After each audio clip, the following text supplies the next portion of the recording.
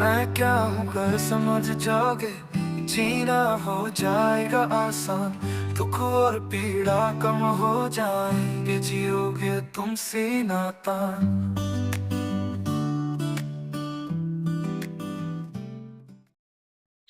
तो बाबा जी के प्रति कृतज्ञता अर्पित करते हुए अभी हमने अस्तित्व दर्शन पेज नंबर 16 और 17 पर पढ़ा, उसको समझा। चार अवस्थाएं, फिर चार अवस्थाओं में अलग अलग इकाइयां, उन अलग अलग इकाइयों का रूप, गुण, स्वभाव, धर्म। फिर हमने सबसे पहले संप्रदायता को पढ़ा था, डूबा हुआ, भीगा हुआ, घिरा हुआ होना, उनसे होता क्या है। भीगा होने से ऊर्जा संपन्नता, डूबा हुआ होने से क्रिया संपन्नता, और घिरा हुआ होने से नियम, नियंत्रण, संतुलन। इनके बारे में विस्तार से जाना था। साथ ही जो चार अवस्थाएं हैं उनको दो पार्ट में डिवाइड किया था, जड़ और चैतन्य इकाइयां, और उनकी प्रकृति क्या है, उनमें हो क्या रहा है। तो उनमें क्रियाशीलता, स्पंदनशीलता और चेतनाशीलता। और चेतना दो प्रकार की, चैतन्य है तो चैतन्य संपन्न हो गए, और चैतन्य संपन्नता भी दो प्रकार की है, एक जीव चेतना, एक मानव चेतना। सभी जीवों के लिए जीव चेतना, और क्योंकि अभी तक मानव को भी जीव ही समझा गया, इसलिए मानव भी जीव चेतना की इकाई ऐसा माना गया। तो जीव उसको समझा गया तो वो जीव चेतना में ही जीता रहा। और आज भी आप सभी लोग मानव को भ्रमित अवस्था में जीव चेतना में जीता हुआ देख पा रहे होंगे। पेज नंबर 17 तक पॉइंट नंबर 3 हमने पूरा किया था। आज पेज नंबर 17 पर ही पॉइंट नंबर 4 से आरंभ करेंगे। तो बाबा जी जब बात करते हैं नियति की, ये पहले विकल्प में भी आई, तो नियति क्या है उसको देखना। नियति क्रम बोलते हैं तो उसमें क्या है, उसमें पदार्थावस्था से किस प्रकार ज्ञानावस्था तक हम पहुंचे, और ज्ञानावस्था को आगे कहां तक जाना है, उस पर बात हुई। पदार्थावस्था में विकास हुआ, विकास क्रम चलता रहा, एक के बाद एक तरह तरह के पदार्थ और प्राणावस्थाएं बनी, जड़ इकाइयां बनी, और अंततः एक ऐसा पदार्थ बना, एक ऐसा जीवन परमाणु बना जिसमें परमाणु अंशों का कोई लेन देन नहीं था, परिपूर्ण था वो। इसी को कहा गया गठन पूर्णता। इस गठन पूर्ण परमाणु को ही चैतन्य इकाई कहा गया, और इस चैतन्य इकाई से ही प्रकृति में जीवन प्रकट हुआ। वो ज्ञानावस्था, पहले जीवावस्था फिर ज्ञानावस्था के रूप में आज हमारे सामने। तो ये जो नियति क्रम है जिसमें विकास क्रम है, विकास क्रम का मतलब है कि क्रम अनुसार विकास। तो विकास के लिए जो सबसे बड़ी चीज थी वो थी मूल चेष्टा, जिसमें श्रम, गति और परिणाम होता है। ये श्रम, गति, परिणाम पदार्थावस्था में हुआ। प्राणावस्था में स्पंदन सहित श्रम, गति, परिणाम हुआ। चार प्रकार की अवस्थाएं बाबा जी ने बताई है, पदार्थावस्था, प्राणावस्था, जीवावस्था और ज्ञानावस्था। तो ये जहां तक परिणाम तक पहुंचने की बात है, तो ये पदार्थावस्था में और प्राणावस्था में है। प्राणावस्था में श्रम, गति और परिणाम के रूप में विकास हुआ, और पदार्थावस्था में स्पंदन सहित इसको आज भी मैं देख रहा था। हमारे स्कूल में ग्राउंड है जिसमें बारिश के कारण पानी भरा हुआ था, निचाई पर है, और पूरा जो ग्राउंड है वो रेतीली मिट्टी से बना हुआ है।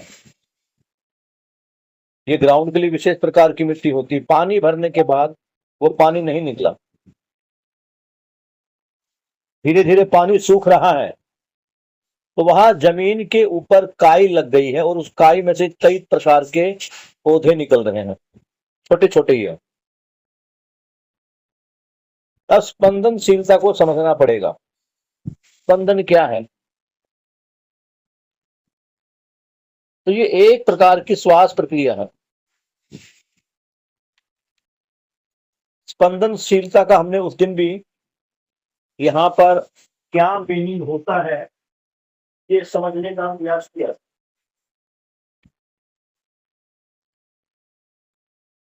आज फिर इस जो मीनिंग अभी मैं बता रहा हूं आप इसको नोट कर लेना।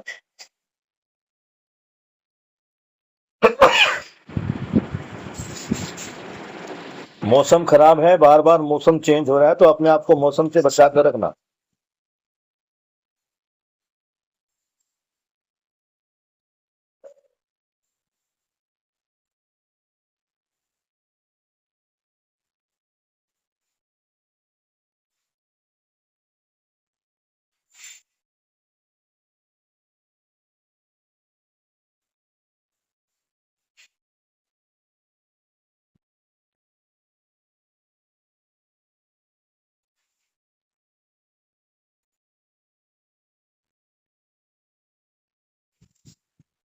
स्पंदनशीलता एक प्रकार की रासायनिक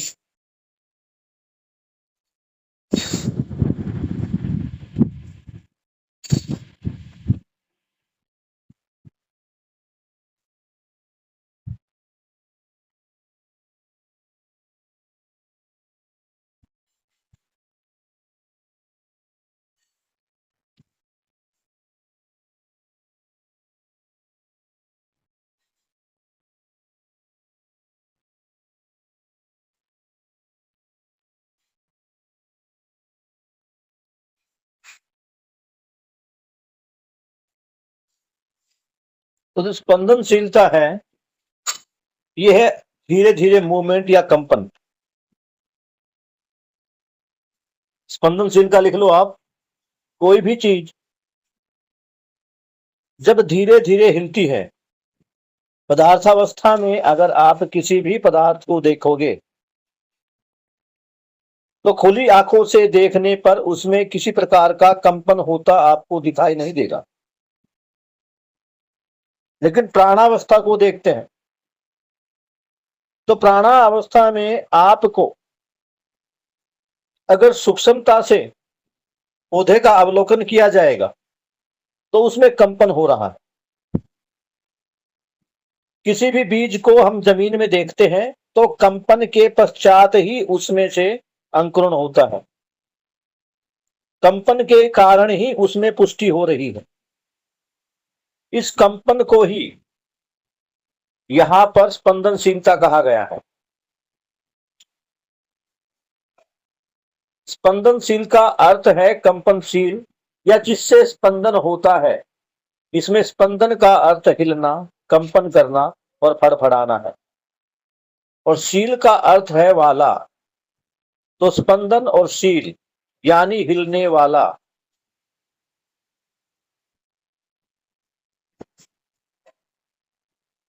यहां तक समझ में आ रहा है बेटा? जो प्राणावस्था थी उसमें श्रम गति परिणाम हुआ। श्रम गति परिणाम किस रूप में हुआ? जो परमाणु के अंश थे, जिसमें ज्यादा थे वो बाहर निकलने का प्रयास कर रहे थे, और जिसमें कम थे वो दूसरे द्वारा छोड़े गए अंशों को अपने अंदर समाहित कर रहा था। कंपन यहां भी है, लेकिन वो इतना सूक्ष्म रूप से है कि खुली आंखों से उसको देख पाना, क्योंकि हम परमाणु को ही नहीं देख पाते, तो वहां उस कंपन को महसूस कर पाना मुश्किल होता है। लेकिन जब प्राणावस्था में आता है तो स्पंदनशीलता सहित यानी कप कपाहट के साथ, हरकत के साथ श्रम गति और परिणाम हो रहा है। बीज से लेकर और एक विशाल वृक्ष बनने तक उसमें ये कंपन जारी रहता है। पौधे को आप हर स्टेप पे देखो, उसमें क्या चल रहा है, श्रम गति परिणाम भी चल रहा है। और वो पौधा जब पूरी तरह पुष्ट हो जाता है तो इसको कहा गया ये परिणाम है उसका। परिणाम क्रम में अनेक यथाशक्ति स्थितियां, उपयोगिता, पूरकता सहित अपने त्वय सहित व्यवस्था व समग्र व्यवस्था में भागीदारी। श्रम गति परिणाम को अगर हम पदार्थावस्था से देखने पर शुरू करते हैं तो यहां पर आप देखते हैं कि दो अलग अलग प्रकार के परमाणु या तीन प्रकार के परमाणु एक निश्चित अनुपात में इकट्ठा होते हैं। ये श्रम और गति के परिणाम स्वरूप एक नया पदार्थ वहां पे बनता है,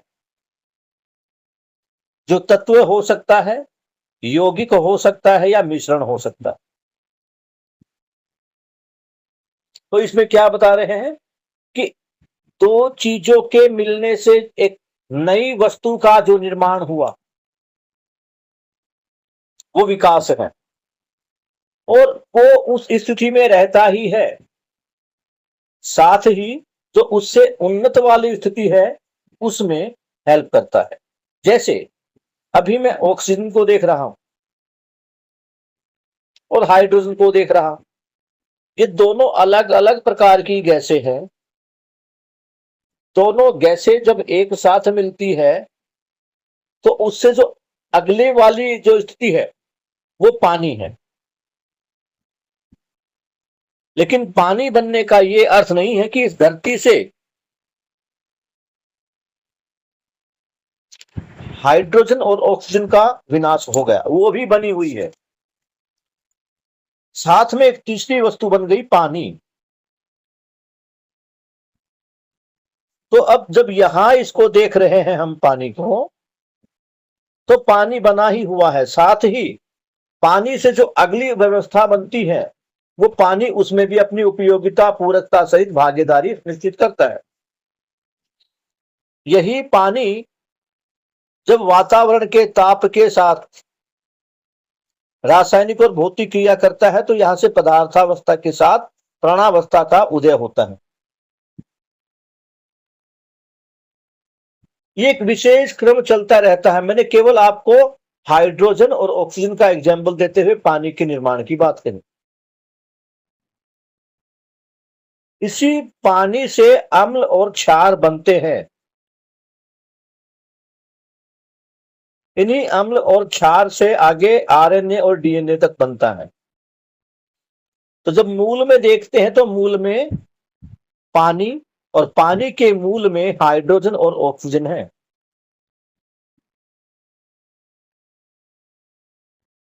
जब हाइड्रोजन और ऑक्सीजन से पानी मिला, बना, और पानी से ये लवण और क्षार बने,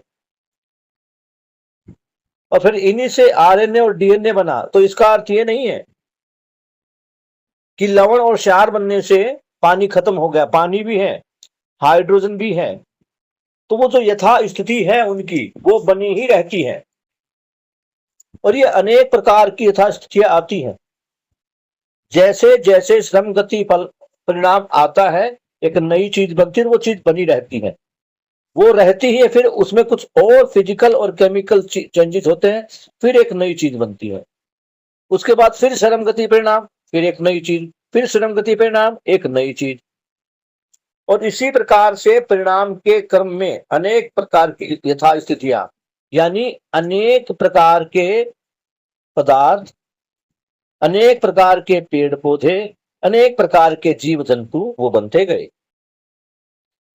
यहां अभी तक इस पॉइंट में केवल पदार्थावस्था की बात की गई है, जिसमें श्रम गति परिणाम के अनुसार नई नई वस्तुएं, नए नए पदार्थ बनते गए।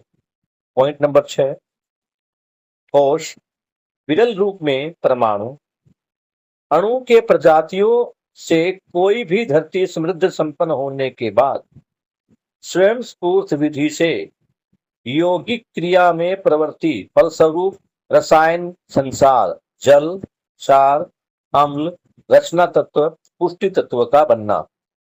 ये बात जो मैंने पिछले पैरे में बोली, पहले पैरे में केवल पदार्थावस्था में श्रम, गति और परिणाम की बात की गई। इस प्रकार से केवल एक या दो पदार्थों से अलग अलग प्रकार के पदार्थ बने। जब इस धरती का निर्माण हुआ तो केवल गैसें थी, हाइड्रोजन, हीलियम और ऑक्सीजन जैसी गैसें। इन गैसों के मिश्रण से ही अनेक प्रकार के पेड़ पौधे, ठोस द्रव्य प्रकार की वस्तुएं बनी। अब पानी को ही देख लो। पानी की जो पहले जो फॉर्मेशन थी, जो हाइड्रोजन और ऑक्सीजन की जो थी, वो गैसियस प्रॉपर्टी थी, वो गैस थी। लेकिन दोनों के मिलने से क्या बना? Liquid property. इसी लिक्विड को जब ठंडा किया जाता है तो ये ठोस में कन्वर्ट हो जाती है, और यही हल्की सी गर्मी होने पर वापस लिक्विड में, और ज्यादा गर्मी होने पर ये वही वापस भाप में बदलकर गैसियस प्रॉपर्टी में कन्वर्ट हो जाती। लेकिन इसका मतलब ये नहीं कि वो गैसियस प्रॉपर्टी में कन्वर्ट हो गई तो वो दोनों अलग अलग हो गई। अभी ऐसा नहीं है, वो पानी के रूप में ही है। तो पानी की ही तीन अवस्थाएं यहां पर है। तो ठोस, विरल के रूप में परमाणु, जो परमाणु है वो गैसियस फॉर्मेट में तो था ही, अब वो ठोस यानी सॉलिड और लिक्विड फॉर्म में भी आ गया।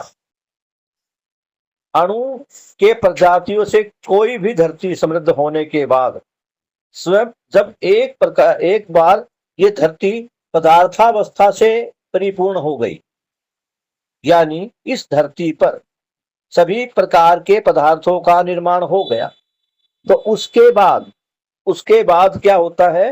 ये जो यौगिक बने हैं, ये जो मिक्सचर बने हैं, जो एलिमेंट्स बने हैं, अब पानी को देखो तो एक यौगिक अर्थात एक कंपाउंड है।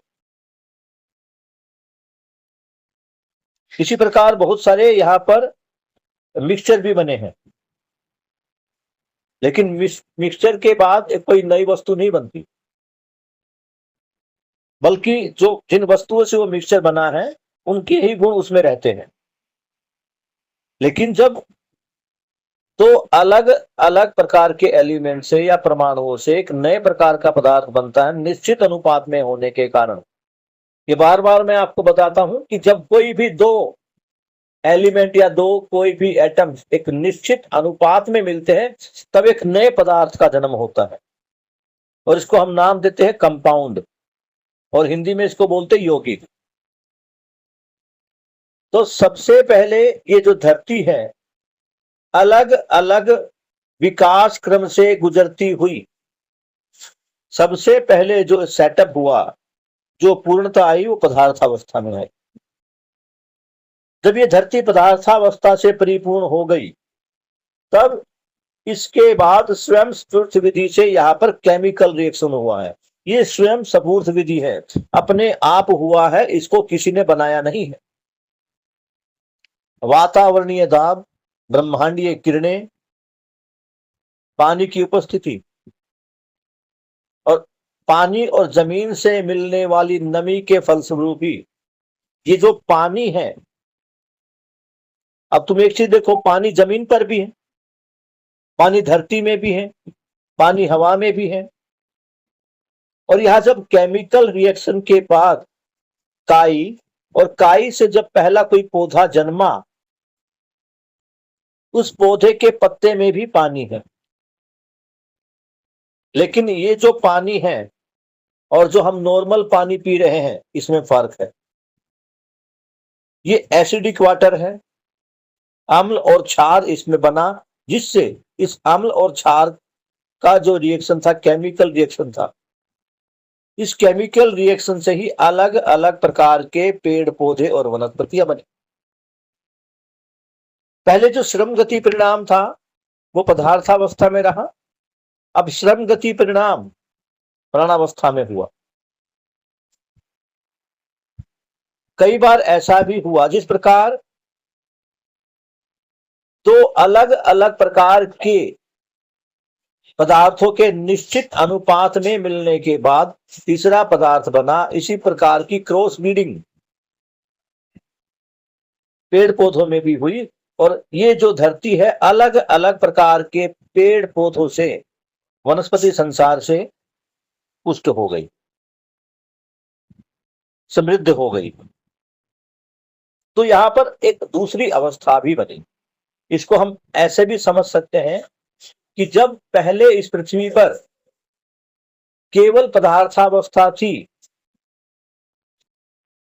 तो ये धरती अविकसित धरती थी, इसमें किसी प्रकार का कोई विकास नहीं था। पदार्थावस्था पूर्ण होने के बाद जब धरती पर प्राणावस्था आई,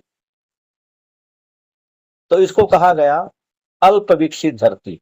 अविकसित से अल्प विकसित, यानी धरती भी धीरे धीरे विकास की तरफ अग्रसर है। और धरती के विकास को किससे जोड़ा गया?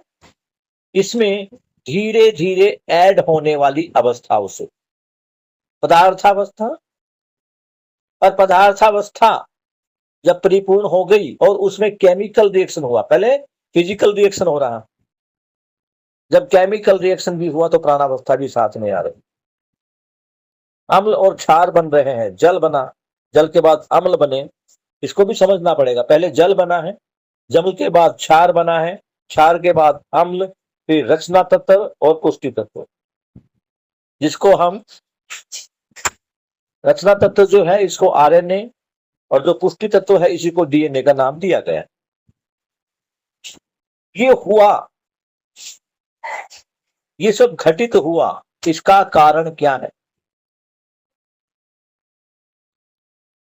तो तुम देखोगे कि पदार्थावस्था से ही जो ये गैसेस फॉर्मेट थी या जो पदार्थ अवेलेबल थे उस टाइम पर, वो अलग अलग थे। वो अगर अलग अलग ही रहते तो आगे वाली अवस्था नहीं आती, विकास ही नहीं होता, वो अपने आप में खंडित रहते। तो उनका मिलना, मिलकर नए कंपाउंड बनाना, नए पदार्थों का निर्माण करना, फिर प्राणावस्था और जीवावस्था का आना, इनके तुम मूल में देखोगे तो प्रारंभ से ही इसका जो मूल कारण रहा वो रहा सह अस्तित्व नित्य प्रभावी रहा। सह अस्तित्व का अर्थ ही है एक दूसरे के साथ मिलकर विकास करना। और पदार्थावस्था से ही आप देखोगे कि हाइड्रोजन और ऑक्सीजन सह अस्तित्व में आई तो पानी बना।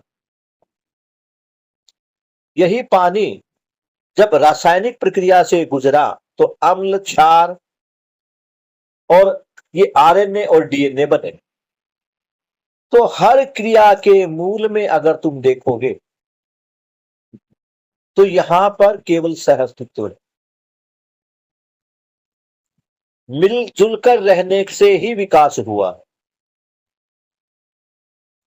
मानव इस मूल मंत्र को ही नहीं समझ पाया, और कारण यह है कि आज मानव व्यक्तिवादी हो गया, वो केवल स्वयं के बारे में सोच रहा। आगे जब बढ़ते हैं, पॉइंट नंबर 7, इन चारों प्रकार के पदार्थ तत्वों के संपन्न होकर धरती पर प्राणावस्था का उद्भव हुआ। कौन कौन से? जल, अम्ल, क्षार तथा रचना तत्व और पुष्टि तत्व। जब ये आरएनए और डीएनए भी आ गए, पेड़ पौधों तक अम्ल और क्षार था। यहां धीरे धीरे बाबा जी बता रहे हैं कि किस प्रकार धरती अविकसित धरती से विकसित बनी। अन्य शब्दों में कहा जाए तो किस प्रकार विकास होते होते पदार्थावस्था से जीवावस्था तक का प्रकटन हुआ। एक एक करके सभी चारों अवस्थाएं किस प्रकार धरती पर आई, उसको बाबा जी इन पॉइंट्स में समझा रहे। इन 4 प्रकार के पदार्थ तत्वों से संपन्न होकर अब धरती पर प्राणावस्था का उदय हुआ। यह अवस्था बीज वृक्ष विधि द्वारा आवर्तनशील परंपरा है। यही प्राण पद चक्र है। एक नया शब्द आ गया, चक्र। अब प्राण का जो जन्म हुआ, बार बार वही बात आ रही है। मैंने पहले पॉइंट में ये तीनों पॉइंट आपको समझा दिए कि जो 4 प्रकार के पदार्थ तत्व थे, इन्हीं से क्या बना? इन्हीं से बना प्राणावस्था। और ये जो प्राणावस्था है, ये बीज विधि से अपनी परंपरा को आगे बढ़ा रही है, और ये भी आवर्तनशील विधि से। आवर्तनशील का मतलब है साइक्लिक मेथड। बीज ने धरती में पैर रखा, बीज से अंकुरण हुआ, अंकुरण से उसमें पत्तियां आई, पत्तियों से टहनी, टहनी मजबूत होते हुए तना, तनों में से फिर टहनियां निकली, निकल के उसके ऊपर फल या फूल आया।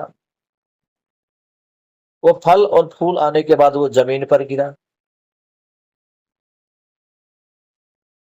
जमीन पर जैसे ही वो गिरा, वो केवल फल और फूल ही नहीं गिरा, उस पेड़ की पत्तियां, उस पेड़ की टहनियां। आप देखोगे हर साल मौसम के अंदर, बारिश के मौसम में तुम कैसा भी पौधा लगा दो, जमीन के अंदर कितना भी पुराना तुम्हारा बीज दबा हुआ क्यों ना हो, बारिश के मौसम में वो बीज से पौधा बाहर निकल आता है। वो क्या करता है? विकास करता है, पुष्टि करता है। उसको वो सारे वातावरण मिलते, वो सारी ऋतुएं मिलती है, जिससे वो अपना पुष्टि के साथ आगे बढ़ता है, बड़ा होता है। तो धरती की कितनी अच्छी व्यवस्था है कि एक मौसम में धरती चारों तरफ हरियाली से खिल जाती है। फिर आगे मौसम आता है पतझड़ का। पतझड़ में क्या होता है? वो जो पत्ते थे अपनी उम्र पूरी करके नीचे वापस जमीन पर गिरते हैं, और जमीन पर वापस गिरने के बाद वो खाद रूप में वापस जमीन के अंदर समा जाते हैं। और उन पत्तों में, वो पत्ते केवल कोरे पत्ते नहीं है, उन पत्तों के अंदर खनिज है, जिसको हम मिनरल्स बोलते हैं। ये खनिज इस धरती के लिए अपने आप में एक पोषक तत्व है। इससे धरती और भी ज्यादा फर्टाइल होती, ज्यादा जो है वो उर्वरक होती है, धरती की उर्वरकता बढ़ती। अब धरती की जब उर्वरकता बढ़ेगी तो उसी धरती से उस पेड़ का जो बीज भी गिरा था, उस बीज के पोषण के लिए पुनः उसको वही सब जल और मिनरल्स धरती से मिलते हैं। आगे फिर बारिश होती है, फिर पौधे पनपते हैं, फिर पतझड़ आता है, फिर गिरते हैं। तो ये आवर्तनशील विधि से हो रहा है, साइक्लिक मेथड यहां पर चल रहा है। पुष्टि एक दूसरे की हो रही। धरती प्राणावस्था की, धरती अर्थात पदार्थावस्था, पदार्थावस्था प्राणावस्था की पुष्टि के लिए सहायक है। और ये जो प्राणावस्था है, अपनी शरीर यात्रा पूरी करने के बाद धरती के लिए सहायक होती है, उसको और ज्यादा उर्वरक बनाती है। इस प्रकार के साइक्लिक मेथड को क्या समझाया गया। तो यहाँ पर एक चक्र पूरा होता है, चक्र आगे आएंगे, इसको समझाऊंगा मैं। इस चक्र का नाम है प्राण पद चक्र, यानी पदार्थावस्था से प्राणावस्था तक कंप्लीट होना, ये एक साइकिल। आगे प्राणावस्था तृप्त होने के उपरांत प्राणावस्था के अवशेषों से स्वेदज संसार की निष्पत्ति प्रकटन। जब प्राणावस्था तृप्त हो गई, यानी ये धरती प्राणावस्था से भर गई, यहां प्राणावस्था जो है उसकी संपन्नता हुई, तो उसी के अवशेष जब धरती पर गिरे और उसमें केमिकल रिएक्शन हुआ। अब तुम देखोगे जो पत्तियां है, इन पत्तियों में स्पंदन है, इनके अंदर अम्ल और क्षार है। जल था, अम्ल और क्षार भी है। और ध्यान रखना, धरती पर बीज रूप में सभी वस्तुएं उपलब्ध हैं। मैंने बताया थोड़ी देर पहले कि जब बारिश का मौसम आता है तो धरती की गहराई में, चाहे कितनी भी गहराई में क्यों ना हो, वो बीज धरती का सीना फाड़ कर बाहर निकलता है। तो यहां भी वही बात की। इस धरती के मूल में अब स्पंदज हो रहा है, स्वेदज। स्वेदज हम पसीने को बोलते हैं, इसको नमी भी कह सकते। जब धरती के ऊपर लगे पेड़ से, वृक्ष से पत्तियां नीचे आकर गिरती है और वहां जो जमीन की नमी है उसके साथ फिर केमिकल रिएक्शन होता है। इस केमिकल रिएक्शन से ही यहां एक नए संसार की उत्पत्ति का बीज डलता है, और वो है स्वेदज संसार। आपने देखा होगा, जमीन का पत्ता जब गिरता है, जमीन पर जब पत्ता गिरता है तो कुछ ही दिनों बाद वो पत्ता वापस मिट्टी की तरह मिट्टी में मिल जाता है। अगर कहीं भी कोई जीव मरता है तो वहां भी ये स्वेदज संसार की उत्पत्ति होती।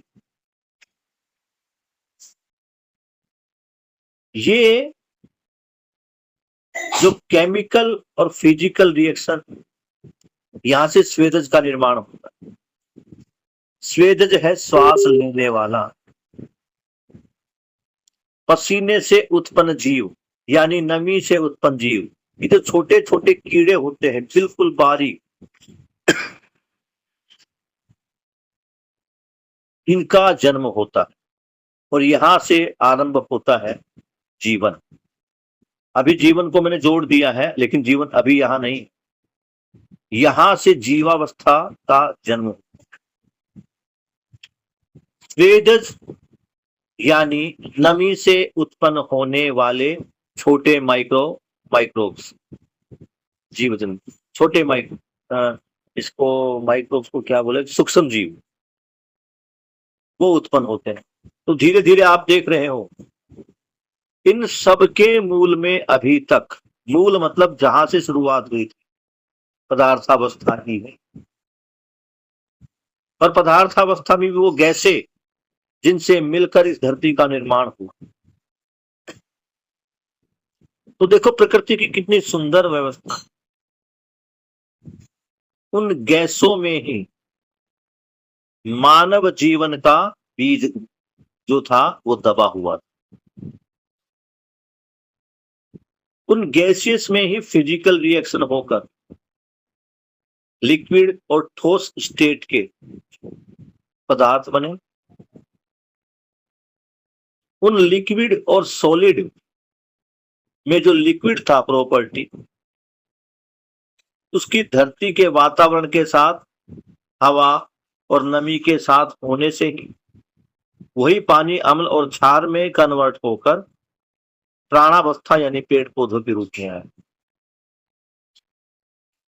आगे यही अम्ल और क्षार आरएनए में कन्वर्ट होकर एनिमल किंगडम के जन्म के लिए सहायक बना। तो परमाणु में विकास, परमाणु में विकास यहां तक हुआ, अर्थात ये धरती पदार्थावस्था और प्राणावस्था से संपन्न हुई। अब यहां पर क्या हुआ, परमाणु का विकास हो गया, यानी एक गठनपूर्ण परमाणु का निर्माण होता है, जिसको नाम दिया गया जीवन या चैतन्य पद। अब दूसरा पद आ गया, पहले प्राण पद, अब जीव पद या जीवन पद। इसमें क्या हो रहा था कि प्राणावस्था के जो अवशेष थे उन्हीं में फिजिकल और केमिकल रिएक्शन होकर स्पंदन हुआ, स्पंदन हुआ और वहीं से स्वेदज संसार की रचना हुई। स्वेदज संसार से ही, यानी सबसे पहला जो जीव धरती पर आया वो स्वेदज था। स्वेदज अर्थात नमी से उत्पन्न होने वाला जीव। और वहां पर किस किस का सहअस्तित्व ध्यान दो, वहां सहअस्तित्व है पदार्थावस्था और प्राणावस्था। पहले पदार्थावस्था के सहअस्तित्व, यानी दो अलग अलग पदार्थों के मिलने से नया पदार्थ बना, तो वहां पदार्थावस्था के सहअस्तित्व से प्राणावस्था, और प्राणावस्था और पदार्थावस्था के सहअस्तित्व से स्वेदज संसार। इस स्वेदज संसार से ही ये जो सूक्ष्म जीव आए, इन सूक्ष्म जीवों ने अंडा देना आरंभ किया।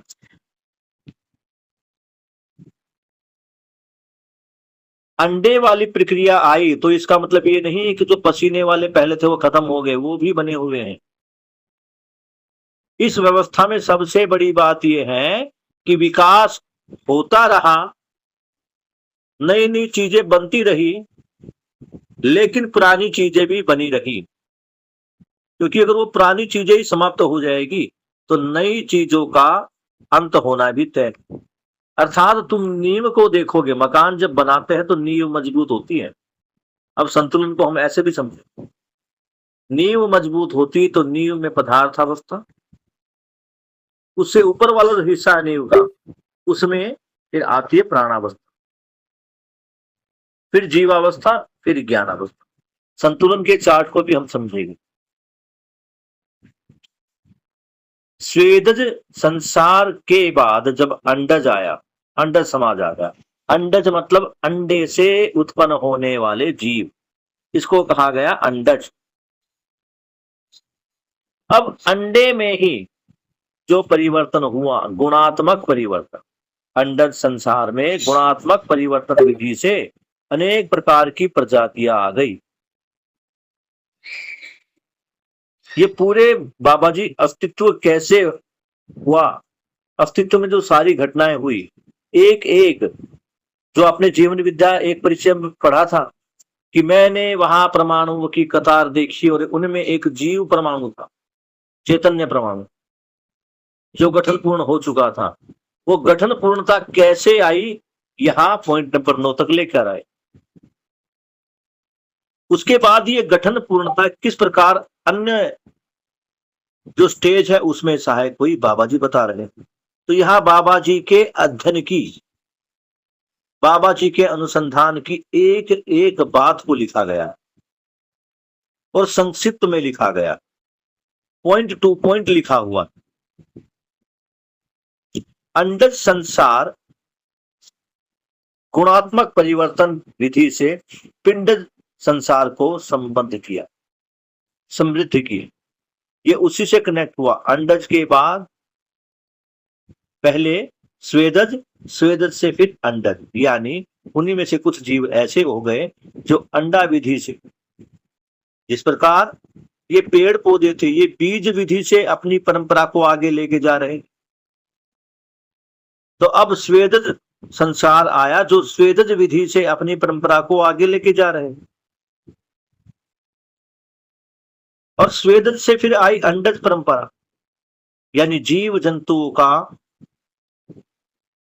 जो जन्म है वो अंडज विधि से होने लगा। अब अगर तुम माइक्रो लेवल पर देखते हो तो जीव, जी 2 मिनट होल्ड करना।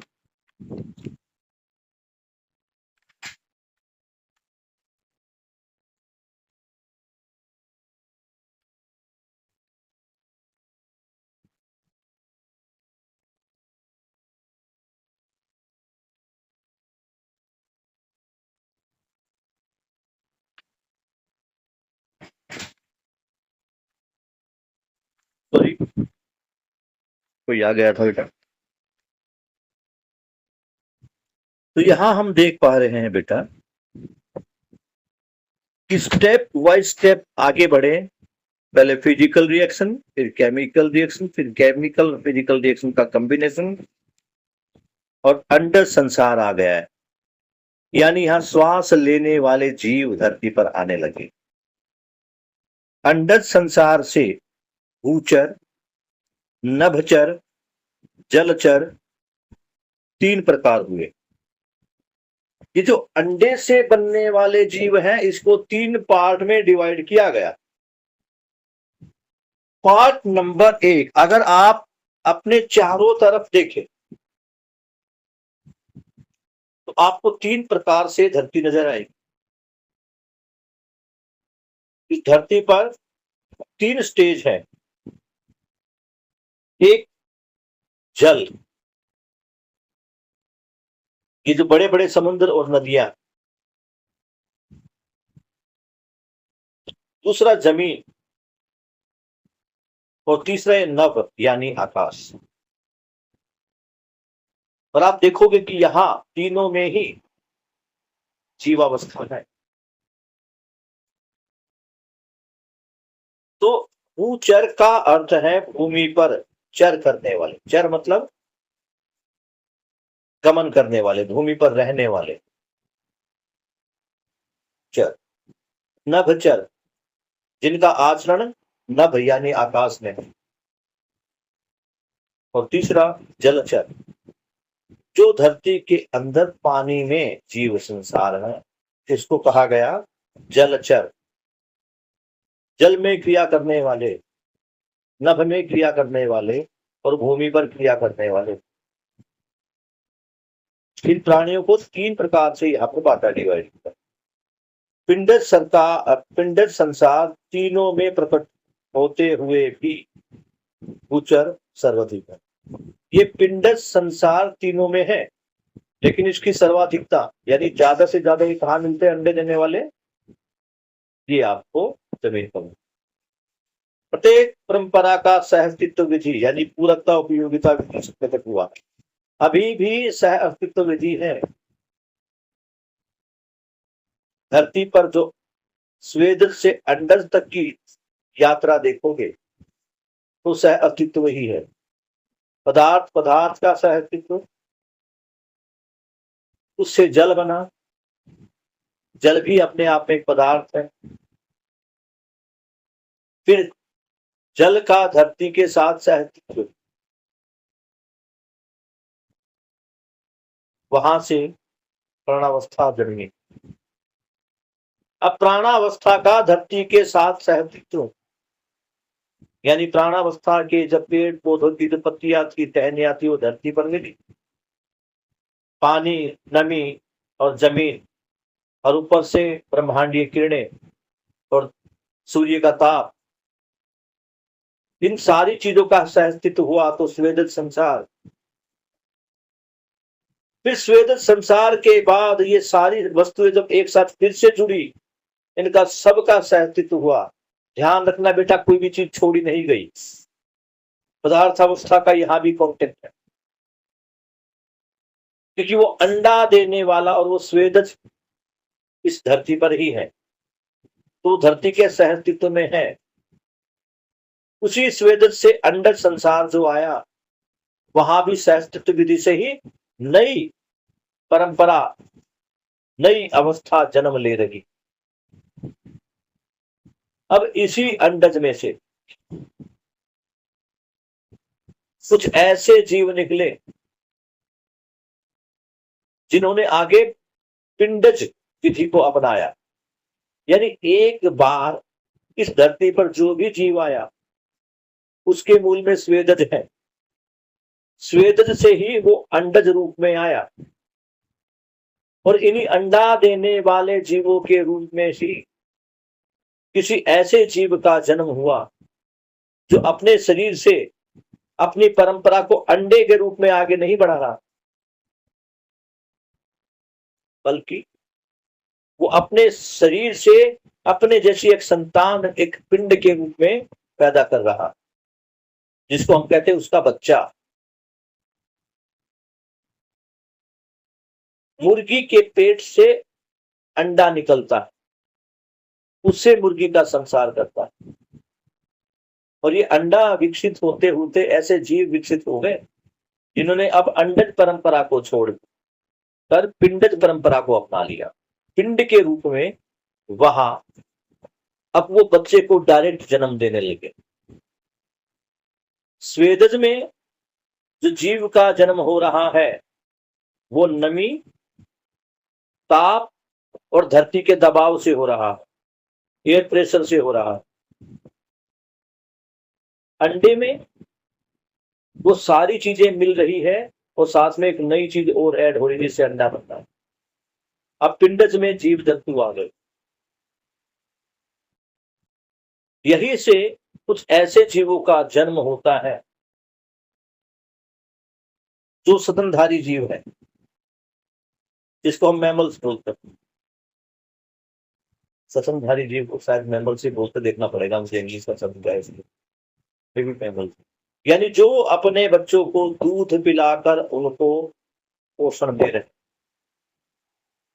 स्तनधारी जीव।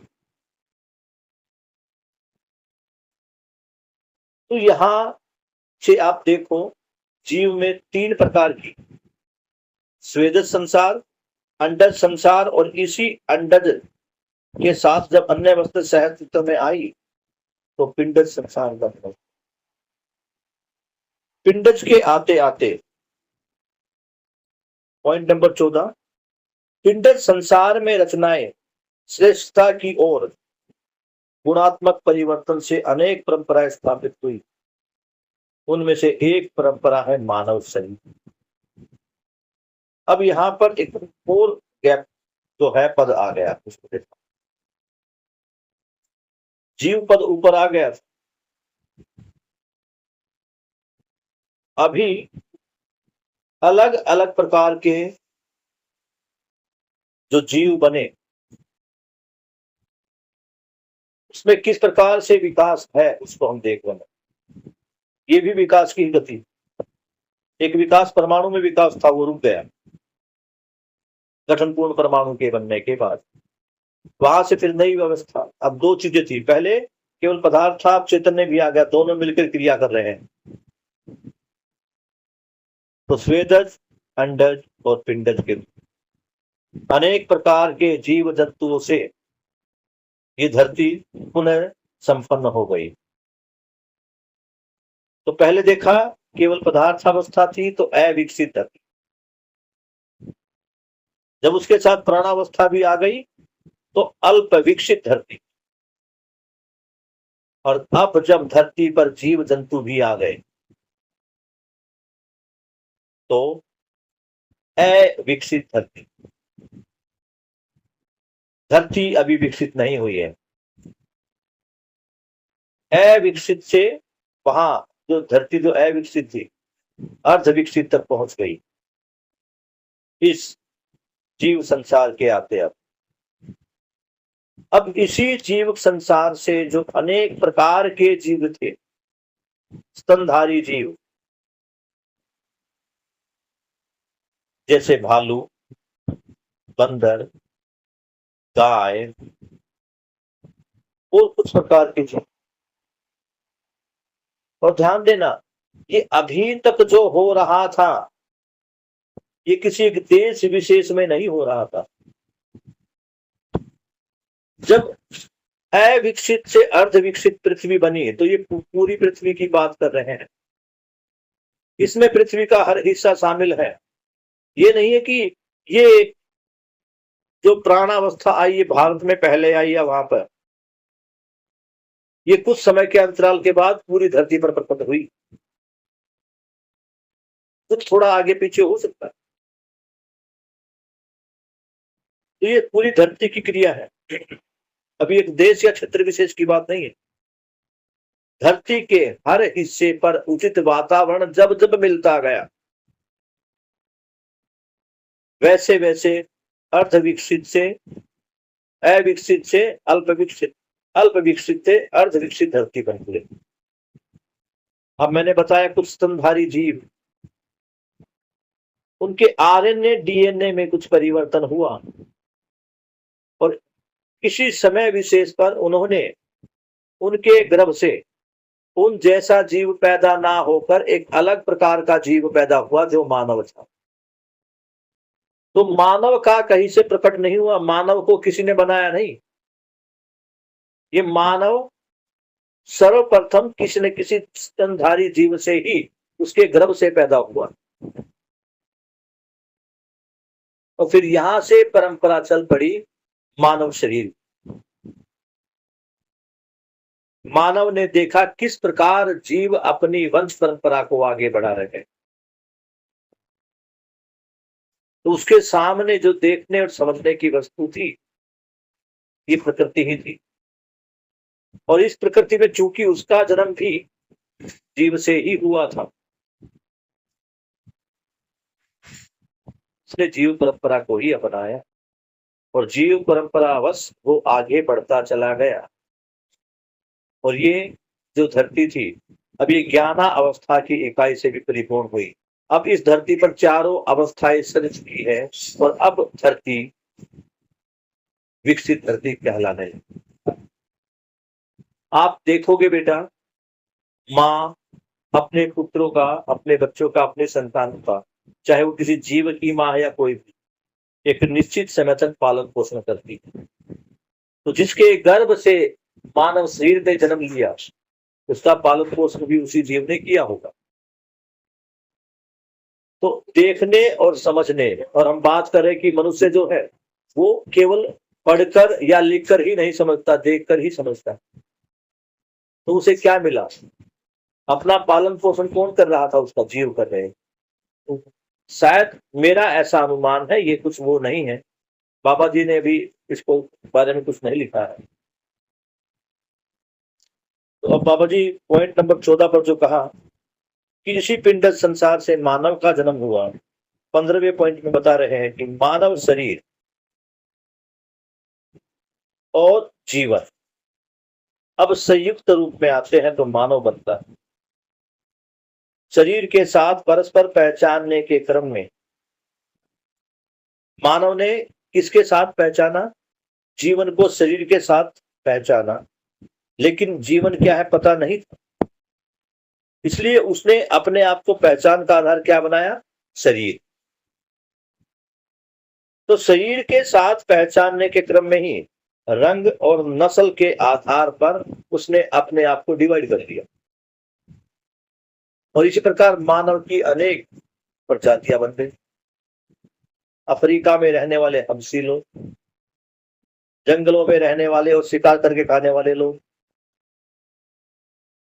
गोरे, काले, लंबे, छोटे, शरीर के आधार पर स्वयं को पहचान कर लोगों ने अपने आप को अलग अलग समुदाय और वर्गों में बांट दिया। उसके बाद जबकि मानव शरीर एक ही है, उनकी प्रजाति भी एक ही, लेकिन समझा नहीं। एक गोरे प्रांत के लोग, उनको जब कोई काले रंग का आदमी मिलता है, उस समय की बात जब मानव का जन्म, तो उनको अपने आप से अलग लगे। तो अब यही बाबा जी की बात आ गई, मानव शरीर एक ही प्रजाति का है, और वो है मानव जाति। और हमने इसको नस्ल और रंग के आधार पर अलग अलग बांट दिया। यही से गलतियां आरंभ हुई। इस तथ्य को 20वीं शताब्दी के बाद ही मानव पहचानने योग्य हुआ। क्या पहचानने योग्य हुआ? कि मानव एक ही है, मानव जाति एक ही है, और वो क्या? मानवीयता। इसका प्रमाण अस्तित्व मूलक मानव केंद्रित चिंतन ज्ञान मध्यस्थ दर्शन स अस्तित्ववाद विधि से स्पष्ट हुआ। मानव क्या है? शरीर और जीवन का संयुक्त अभाज्य रूप है। इस थ्योरी को प्रस्तुत करने वाले सर्वप्रथम 20वीं शताब्दी में पैदा हुए ए नागराज जी, जिनका पूर्ण नाम है अग्रहर नागराज जी वो। और मैंने आज देखा कि जो गूगल है उस पर एक नया जो सर्च का मोड है वो शुरू हुआ है, जिसको एआई मोड बोला गया है। और आज उस एआई मोड को जब मैंने सर्च के लिए यूज किया, तो मेरा पहला जो शब्द था वो था सह अस्तित्व, और उसने बाबा जी की पूरी थ्योरी को वहां पे प्रकट कर दिया कुछ डायग्राम्स के साथ। उसके बाद मध्यस्थ दर्शन, और जीवन विद्या। तो ये जो चीजें हैं अब संसार में धीरे धीरे पहुंचने लगी। और तुम कितने मतलब लकी बच्चे, मैं समझता हूं कि आपने इसके महत्व को इतनी जल्दी समझ लिया। आगे जो योजनाएं बनेंगी जीवन विद्या तक को हर स्कूल हर घर तक ले जाने में, उसकी में आपकी बड़ी भूमिका होगी। वहां ये तो नहीं होगा कि आप बहुत सारा धन संपन्नता कर लोगे, लेकिन ये जरूर होगा कि आपकी आवश्यकताओं की पूर्ति अच्छे से हो।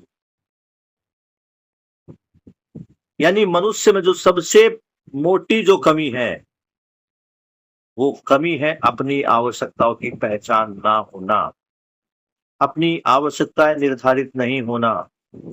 और आवश्यकताएं ही निर्धारित नहीं हुई है तो परिणाम ये है कि मानव उलझा हुआ है सुविधा संग्रह में। और इसी सुविधा संग्रह से अनेक प्रकार की कुरीतियों का जन्म होता है। जब सुविधा संग्रह की बात होगी तो एक के पास कम और एक के पास ज्यादा होना संभव है ही। और यही से जन्म होता है द्वेष, हिंसा, युद्ध और अपराध का। जिसके पास थोड़ी सी संपन्नता आ जाती है, थोड़े से साधन जुड़ जाते हैं, वो उन्हीं साधनों का प्रयोग अपनी आवश्यकताओं को शांत करने के लिए नहीं होता, बल्कि उन साधनों से, उन संसाधनों से और संसाधनों को कैसे अर्जित किया जाए इसके लिए होता है।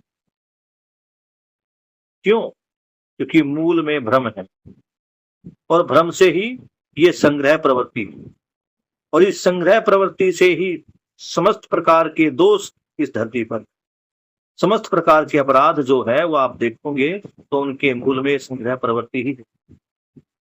इस धरती पर अगर सबको जीवन यापन करने के लिए आवश्यक समान सुविधा से मिलना आरंभ हो जाए तो देखोगे यहां किसी प्रकार का कोई द्वंद्व। आदमी को क्या चाहिए? छत पर सर एक छत हो, खाने को रोटी हो और बच्चों के लिए अच्छी शिक्षा और अच्छा स्वास्थ्य। और इस प्रकृति में ये इजीली अवेलेबल है। हमें दवाइयों की खोज करने की जरूरत नहीं है क्योंकि आयुर्वेद में सभी चीजों का वर्णन है। बल्कि अगर मैं कहूं कि मानव शरीर में ही स्वयं की हर बीमारी को ठीक करने का तरीका है, बस उसको पहचानने की जरूरत है। लोगों ने पहचाना और आज भी ऐसे बहुत सारे दवाखाने हैं जहां पर बगैर किसी दवाई को दिए आपके शरीर की कुछ नसों को दबा कर ही आपके शरीर के विभिन्न रोगों को दूर किया जा सकता है। तो समझ होगी, ज्ञान होगा, तो समझ से समझदारी होगी, और वो समझदारी ज्ञान से समझ, समझ से समझदारी, और समझदारी से ईमानदारी, जिम्मेदारी और भागीदारी। इसी को समझना है, इसी को करना है, इससे ज्यादा कुछ नहीं करना, केवल समझने का काम करना है। क्लियर है यहां तक? किसी का कोई सवाल?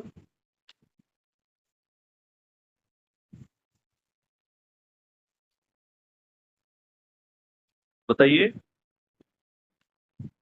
अभी इस पुस्तक के 18 पेज रहते हैं जिसको हम कोशिश करेंगे इस महीने में हो जाए, और इस महीने के बाद क्योंकि आपके बोर्ड के एग्जाम हैं हम थोड़ा गैप लेंगे।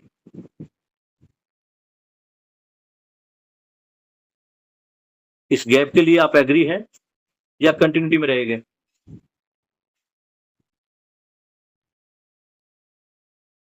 बताइए। सर कंटिन्यूटी में रख सकते हैं, पर आधे घंटे की क्लास कर लेते हैं, टाइम थोड़ा छोटा कर लेते हैं तो उससे हमारा फ्लो भी नहीं टूटेगा।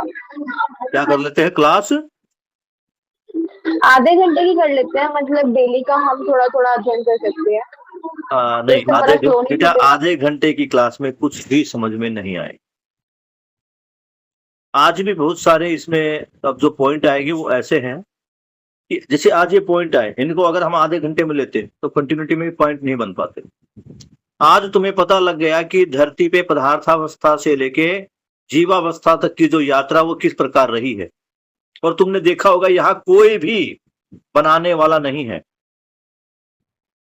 किसी ने जीव को नहीं बनाया, किसी ने पदार्थ को नहीं बनाया।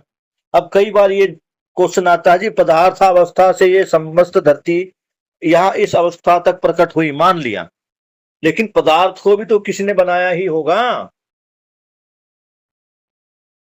अब लोग यहां तक तर्क करने लगते हैं।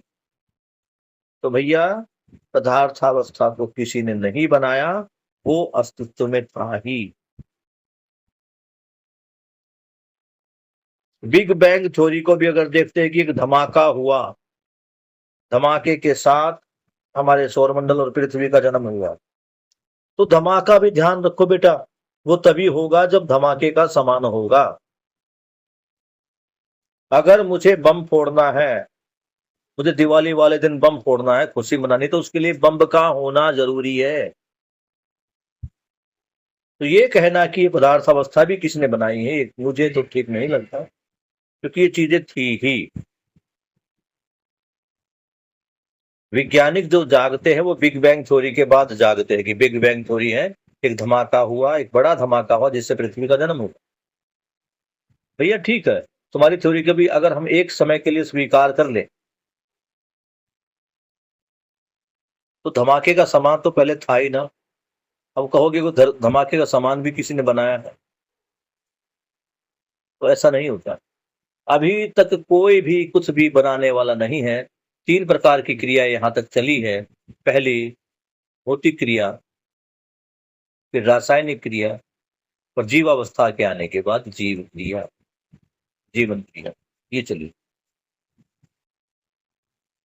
हम देखेंगे, अगर इस पुस्तक के बाद हमें संवाद करना होगा तो हम सैटरडे संडे को कर सकते हैं, क्योंकि मेरे को बेटा थोड़ा अध्ययन का समय कम मिल पाता है,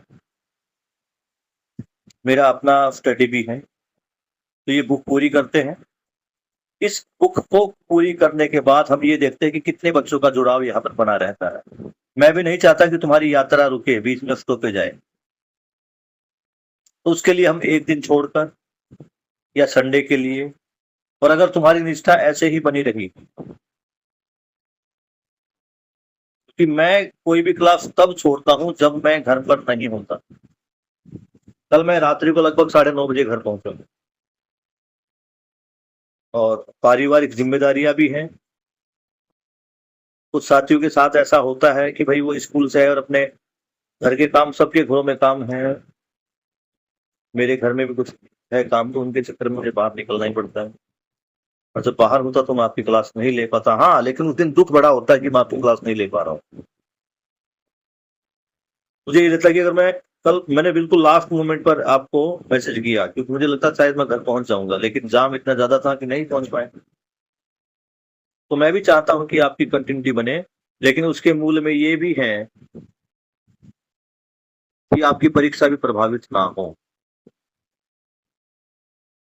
ठीक है, तो ये पुस्तक तो हम कंटिन्यू करते हैं।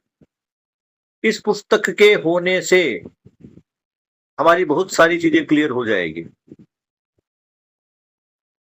और आपको एक बात बता दूं बेटा, कहीं भी आपका अटकाव है, उस अटकाव को अन्यथा ना ले। आज नहीं, कल नहीं, परसों पूरा होगा ही। क्योंकि बहुत सारे शब्द ऐसे हैं जो मैंने प्रारंभिक दिनों से ही सुने हैं, यानी 7 दिन के उनमें वो सुने थे, उस समय वो किसी और प्रकार से अंदर गए थे, और धीरे धीरे रिफाइन होते हुए आज उनका जो रियल मीनिंग था वो दिखाई देने लगा, समझ में आने लगा। तो आप भी अपनी समझ को धीरे धीरे ऐसे बढ़ाएंगे। ये नहीं कि सर ये समझ नहीं आया, कोई बात नहीं, आ जाए। कंटिन्यूटी बनाई रहे तो सारी चीजें पक्की होगी। तो बाबा जी और सभी श्रेष्ठ साथियों के प्रति दिल से हार्दिक आभार और कृतज्ञता प्रकट करते हुए हम आज के इस पठन कार्य को यही पर समाप्त करते हैं। कल पुनः मुलाकात होगी। तब तक के लिए सभी को नमस्ते। और एक चीज और बेटा, जब आप नमस्ते करो तो अपने जो है ये कैमरा ऑन किया करो, ठीक है ना।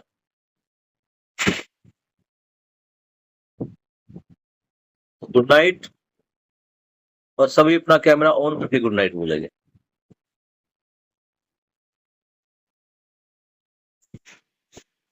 शाम तो छत पे होगा।